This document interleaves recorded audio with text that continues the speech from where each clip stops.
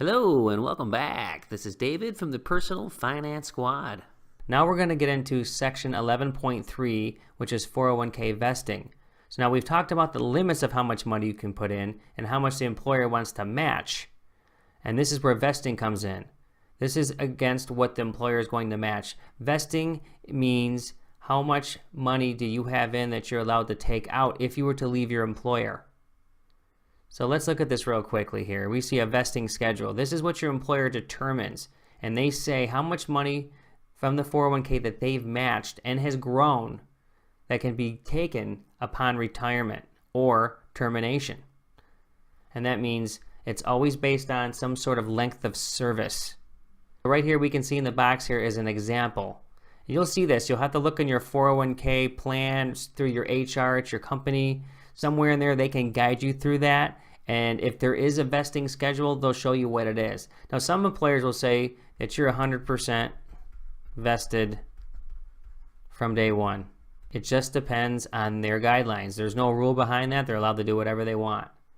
But we can see right here, for example, that this is pretty common to have vesting, and we can see 2 years at 60%, 3 years at 80%, and 4 years at 100%.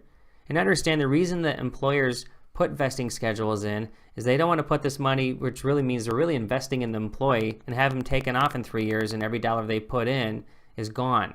So this is kind of a way to keep employees around to say, listen, I'm working for this company, and maybe you're investing over 5 years until you're fully vested as an example. So it's going to keep you there longer.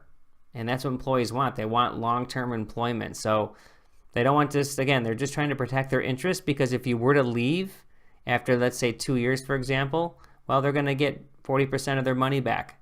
And so that's important to them. So let's look at an example down here where we see that someone has 3 years of service. Let's say this is you, and you've accumulated $20,000 in your 401k. And then from this, your employer states that you're eligible for 80% of what they invested. So we're just going to say, for example, that you've worked there for 3 years, right? Because that's what it says. And then we look further and we realize, okay, how much money do I really get if I were to leave today? So we put another base example in here and said, you invested $12,000 and your employer matched $2,000. And that brings your total to $14,000. And we can see right here that this is what this line represents. 12, 2 equaling 14. Now over time, you have to also account for how much interest has happened, how much has taken place. So you can see here that you've accumulated $4,000, and that's 16 total. Now the employer also gained interest on your behalf. That's the way you have to think about it, because they gave you that money and it accumulated, and that totaled $4,000. So now you have to do the math. And you say, I know that I'm 80% vested, and you have to say they gave me 2, but I've also made 2 on that money. Because of that $4,000, I need to multiply that by 0.80 for 80%, and that means you would be entitled to $3,200.